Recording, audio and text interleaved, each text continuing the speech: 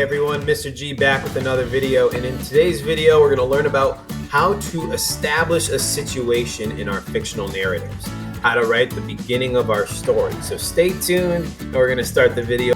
Hello everyone, like I said, today continues Fractured Fairy Tales, and today's focus will be on setting the scene and establishing a situation in your writing for today's lesson. And today we answer the question, what is included in the introduction of a narrative text? So our goal, by the end of today, you're going to be able to say, I can draft an introduction that establishes a situation and introduces the narrator or the main characters. So, one thing to keep in mind that authors work to establish a situation in the very beginning of their story.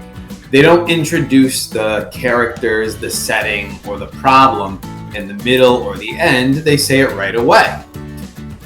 This is called the lead. And I want you to think of the lead as something that leads your reader into the rest of your story. That is the beginning of your story, or the first part your reader is going to read that is going to make them want to keep reading. Just like a hook in an informative piece. But it's a little different in a fictional story. So we're going to take a look at an example of a lead or a beginning of a story. And the one that we've read over the week was The True Story of the Three Little Pigs. And that story creates a lead where the author introduces the narrator, the main character, the setting, and the problem. So let's take a look at it right over here. Let's read it. So, beginning part, first thing. Everybody knows the story of the Three Little Pigs. Or at least they think they do. But I'll let you in on a little secret. Nobody knows the real story because nobody has ever heard my side of the story. I'm the wolf, Alexander T. Wolf. You can call me Al. I don't know how this whole big bad wolf thing got started, but it's all wrong. Maybe it's because of our diet. Hey, it's not my fault wolves eat cute little animals like bunnies and sheep and pigs. That's just the way that we are. If cheeseburgers were cute, folks would probably think you were big and bad too. But like I was saying, the whole big bad wolf thing is all wrong. The real story is about a sneeze and a cup of sugar. This is the real story. So I want you to ask yourself now, how does the author of that story establish a situation in the very beginning? The author or the narrator establishes a situation in the story right off the bat by saying, nobody has ever heard my side of the story. He also introduces himself. So he says, I'm the wolf, Alexander T. Wolf.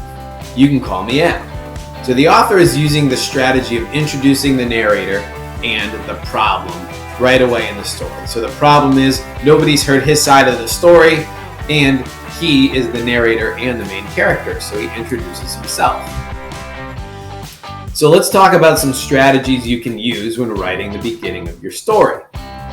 Decide on how you want your story told. You have choices here. So is the narrator one of the characters? Are you going to tell the story as if you're looking down and seeing everything happening?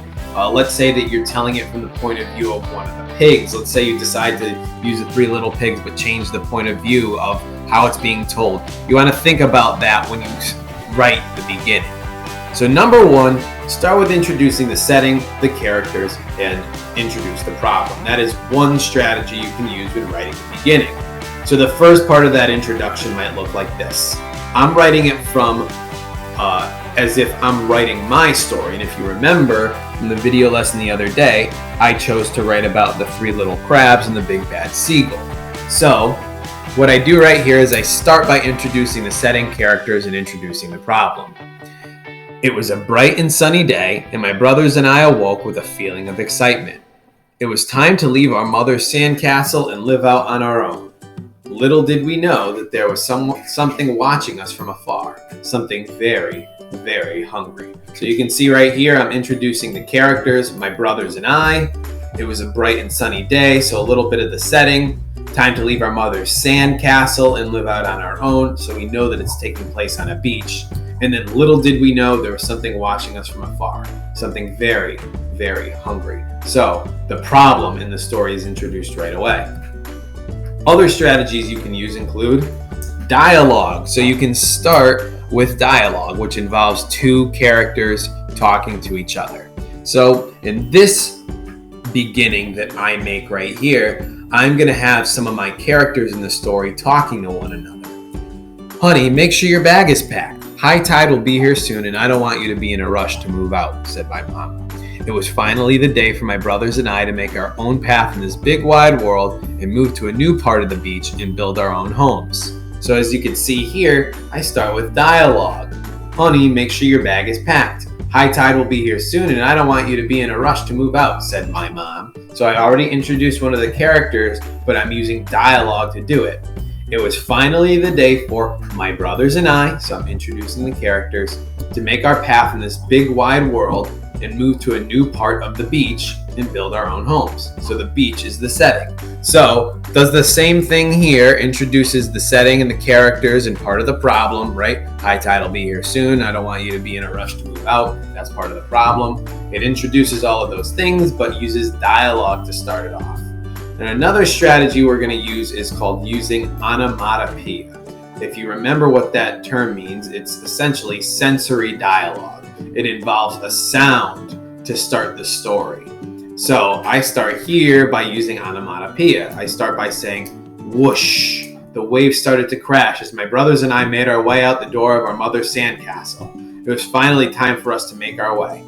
We kissed her goodbye and she gave us a light pinch on the cheek. Good luck, she said with a smile.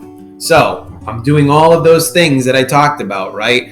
I'm introducing the characters, I'm introducing the setting, I'm introducing part of the problem. So all of these things are included in the beginning.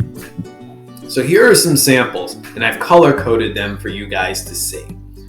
I always make sure that in my introduction, I include the setting, the characters, and the problem.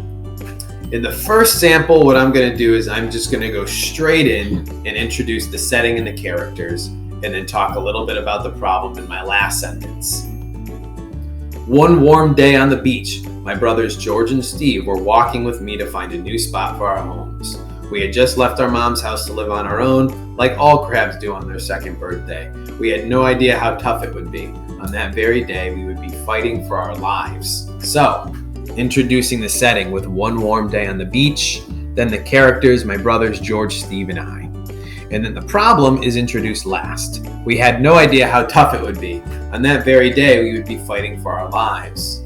However, you could change things up a bit like I did in the second example. If you look at the second example, I included part of the problem in the first sentence. So I don't introduce the characters right away. Instead, I go straight to the problem. The seagulls were on the lookout on the beach that day. So, beach that day tells the setting. It was lunchtime. The three crab brothers, George, Steve, and Sal, had just left their mother's house to make their own houses. They had no idea just how tough it would be. So as you can see here, I include the problem in the beginning, the setting as well. I also talk about my three main characters. It could be more or less depending on how you want to write your story and what story you pick. And then I finish off by saying they had no idea just how tough it would be. Another thing you may notice here is I've written from a different point of view. So I'm writing it as if I'm looking down on the story and I'm seeing everything unfold. In this one, it was being written from the point of view of one of the crabs. So the crab was talking. He was the narrator. This time the narrator is just someone telling the story. Here are some more samples. This is one using onomatopoeia or sensory dialogue. Caw-caw, caw-caw. My brothers and I could hear the seagulls in the distance waiting for their next meal. I knew that we would have to act fast, but my brothers weren't as concerned. My name is Sal. I'm a crab, and life out here on this beach is tough. So, again, I'm using onomatopoeia, but doing all of the same things. I introduce the characters, I introduce the problem, and the setting. Life out here on the beach, I say my name is Sal, I'm a crab. My brothers weren't as concerned, so I'm talking about them. And I also talk about the problem. The seagulls are in the distance waiting for their next meal, but my brothers weren't as concerned. And then finally, I start with dialogue right here in this sample. Hurry up, guys. High tide is coming and we need to start building, I said as I pushed my brothers George and Steve out the door. Okay, Sal, can you just stop rushing us? My brothers demanded at the same time. We're crabs, and it was our second birthday. Like any other crab on their second birthday, it was time for us to leave our mom's house and face this beach by ourselves. Let's just say that we had no idea how hard it would be. So again, characters are introduced by saying George and Steve, and then I even work in the name of the narrator in this piece of dialogue by saying, okay, Sal, can you just stop rushing us? And I even talk a little bit about what they are. They're crabs, right? I talk about the beach, and then let's just say that we had no idea how hard it would be. Gives a little hint as to what the problem might be, or that there is a problem. So as you can see here, all four of these introductions include setting, characters, and a problem, but use one of those four strategies we talked about. So your task today is to establish a situation in your fractured fairy tale. Make sure you include setting, characters, and a part of the problem, and use one of the strategies below. Onomatopoeia, dialogue, establishing the problem first, or introducing the characters and setting right away. So make sure that you choose one of those strategies while you're working on this and have fun writing the beginning of your story.